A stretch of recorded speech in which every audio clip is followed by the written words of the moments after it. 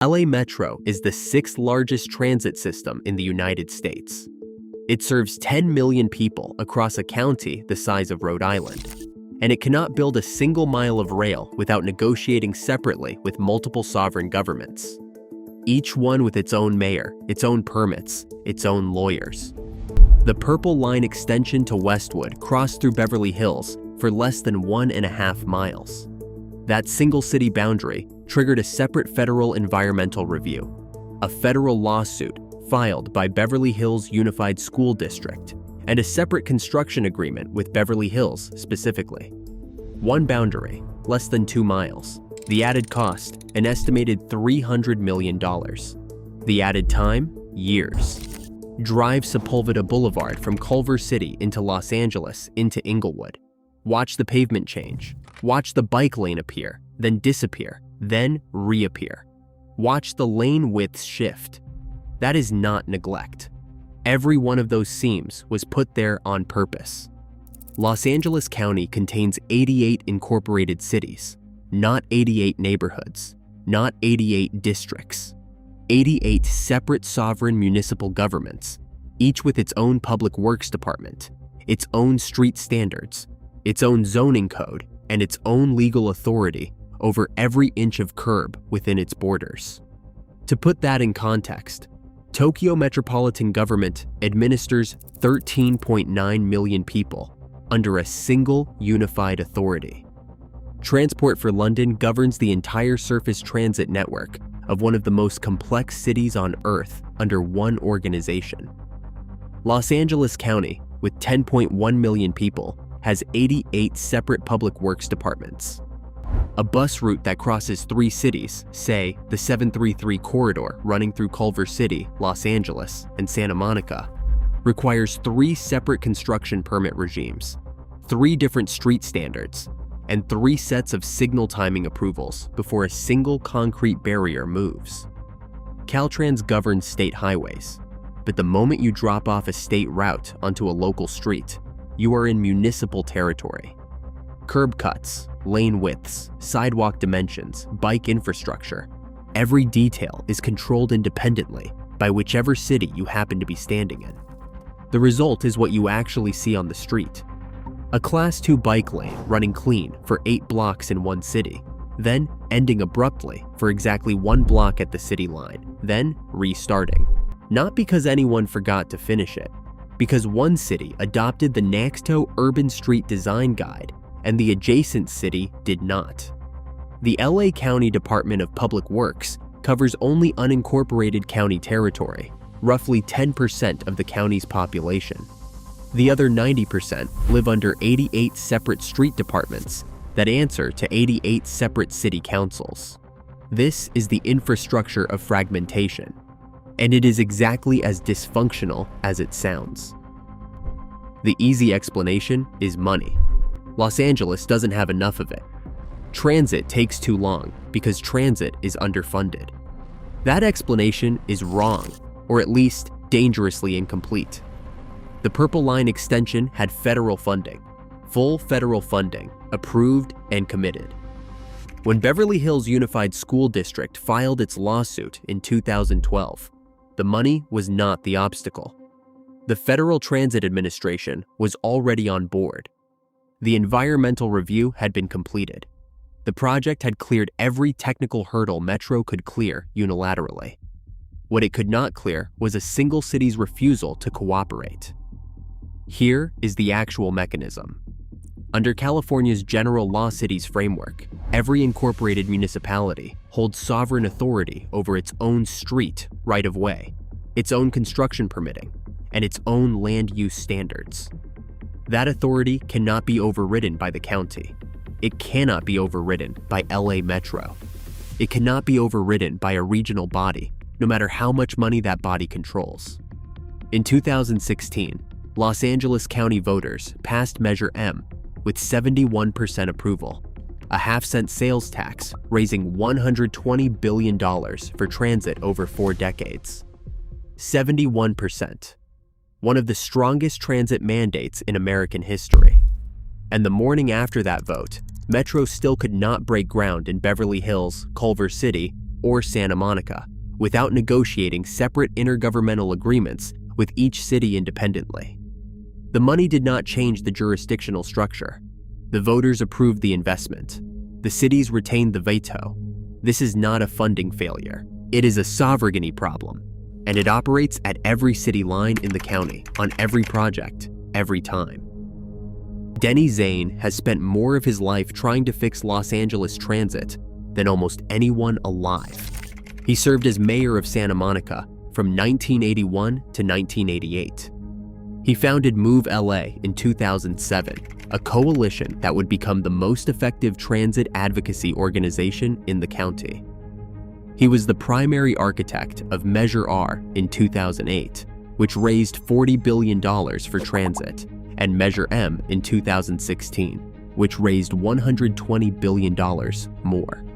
Together, those two measures represent the largest locally funded transit investments in United States history. Zane did not raise that money by accident. He spent years building the political coalition, negotiating with business groups, convincing skeptical city councils, and running the campaigns. He understood Los Angeles politics at the granular level, which jurisdictions would fight, which would cooperate, and why. And then he watched the 88 city structure eat the investment alive, city boundary by city boundary. The Beverly Hills Unified School District lawsuit is the most documented example. In 2012, the district sued Metro, claiming that tunneling beneath Beverly Hills High School would endanger students. The Federal Transit Administration investigated. Its 2014 final supplemental environmental impact statement found no credible scientific basis for the safety claim. The tunnel alignment posed no material risk to the school. The lawsuit continued anyway. It forced a full reroute study. It delayed construction by at least 2 years. It added an estimated $300 million to a project that crossed one city boundary for less than 1.5 miles. Zane's description of the dynamic is clinical, not bitter. Every city line is a veto point. You don't need to win the election. You just need to outlast the lawsuit. If the man who raised $120 billion in voter-approved transit funding describes the system as making coordinated construction functionally impossible, that is not a complaint. That is an engineering diagnosis. Here is what most people get wrong about Los Angeles's 88 cities. The standard assumption is that they accumulated over time, that the county grew, communities formed, governments organized themselves, and Los Angeles ended up with a complicated patchwork through a long process of organic civic development. That is not what happened.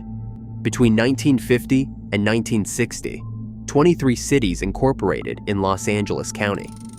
23 in a single decade, the fastest municipal incorporation rate in California history. And they did not incorporate for administrative efficiency or civic pride.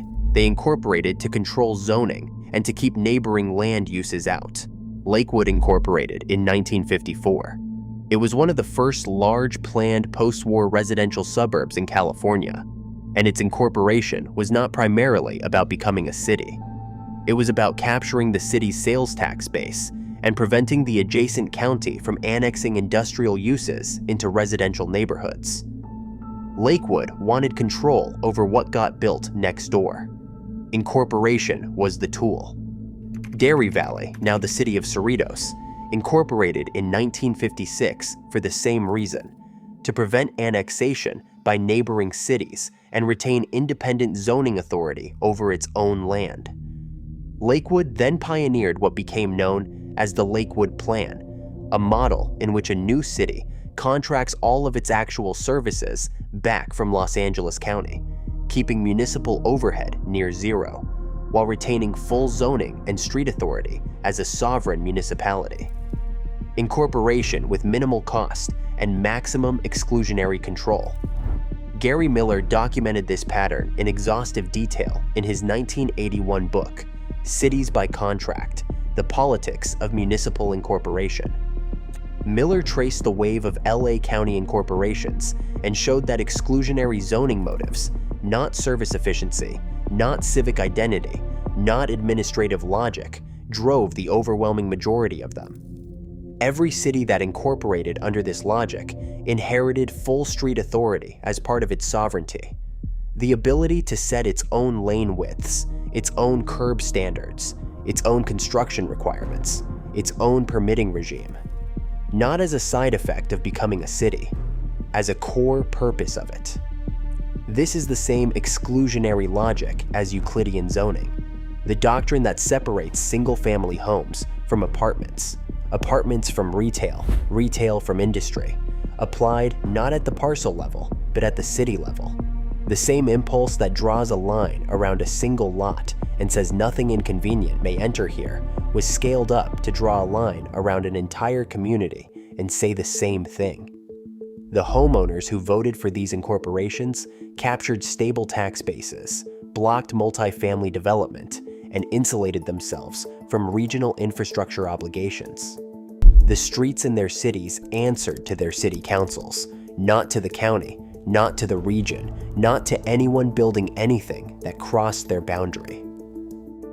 The jurisdictional fragmentation of Los Angeles County was not a surprise to anyone who worked in regional planning. It was a documented obstacle for decades before anyone did anything serious about it.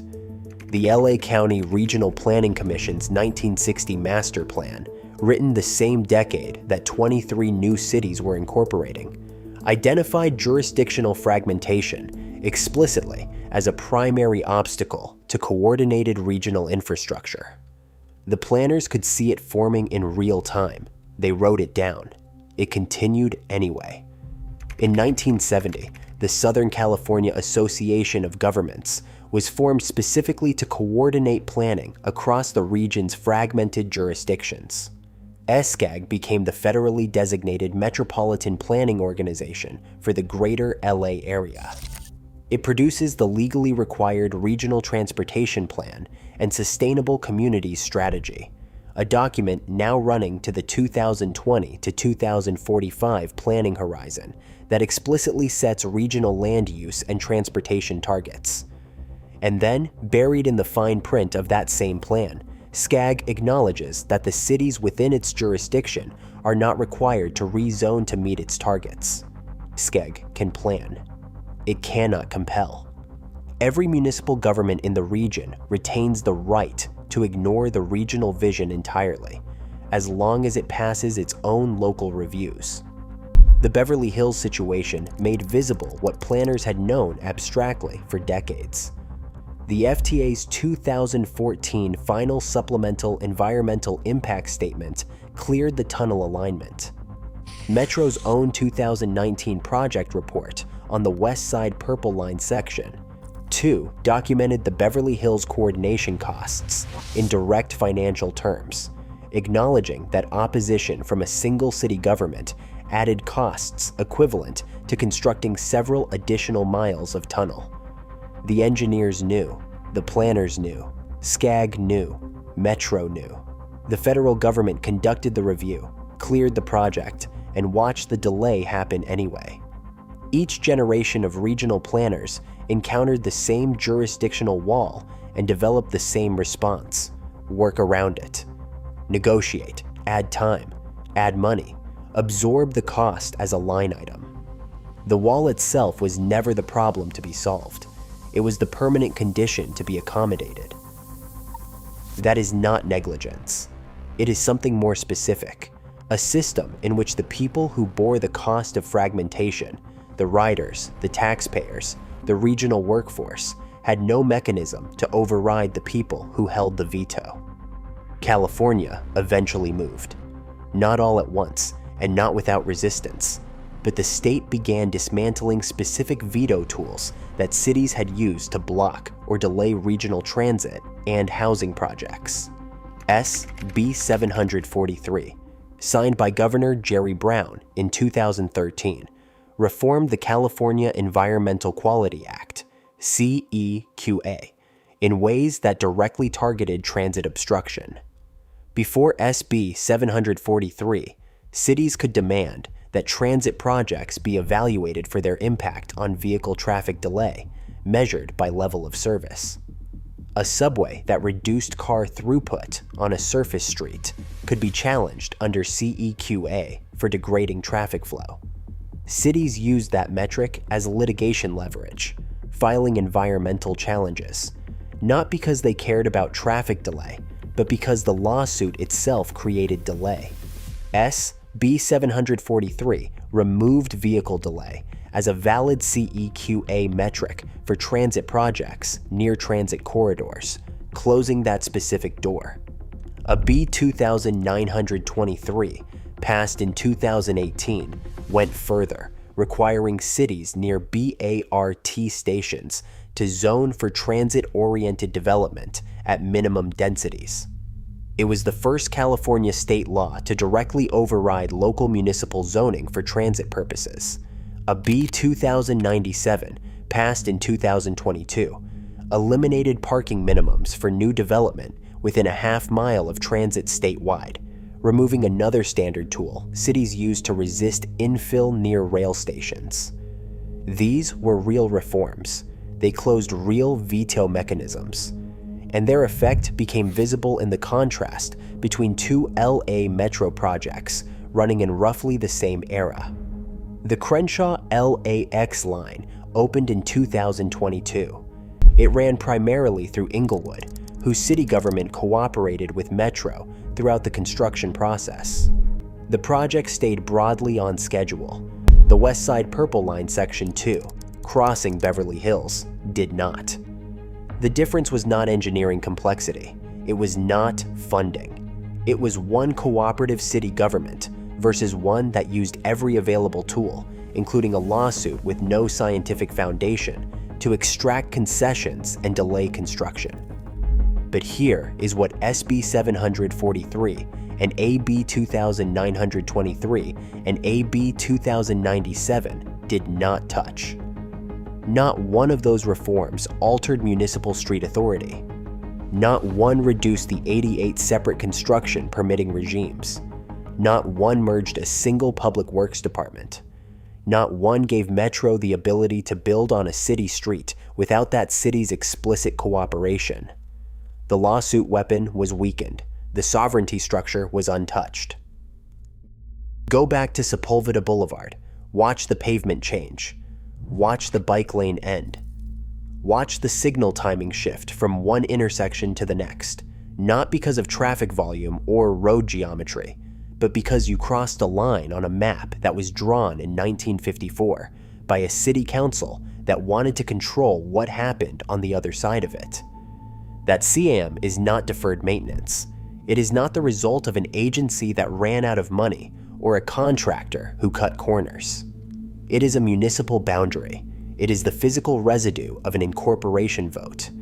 It is what exclusionary governance looks like when it has had 70 years to calcify into concrete and paint and signal timing.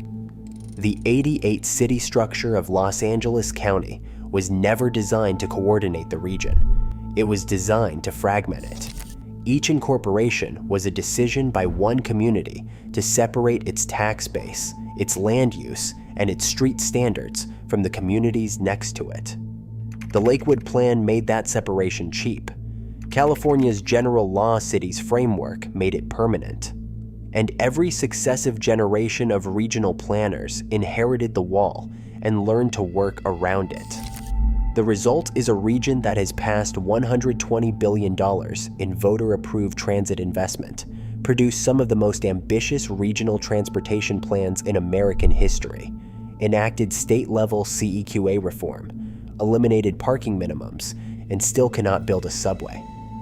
Under a street, it does not control without first negotiating a separate agreement with every city. The line happens to cross.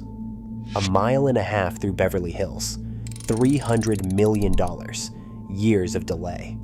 Not because the money wasn't there, not because the engineering was impossible, because one city held a veto, knew it held a veto, and used it. The 88 governments were never meant to coordinate. They were meant to separate. And every broken bike lane at a city line, every bus route that requires 3 permit regimes to complete one trip, every delayed subway extension, every one of them is proof that the separation worked exactly as designed.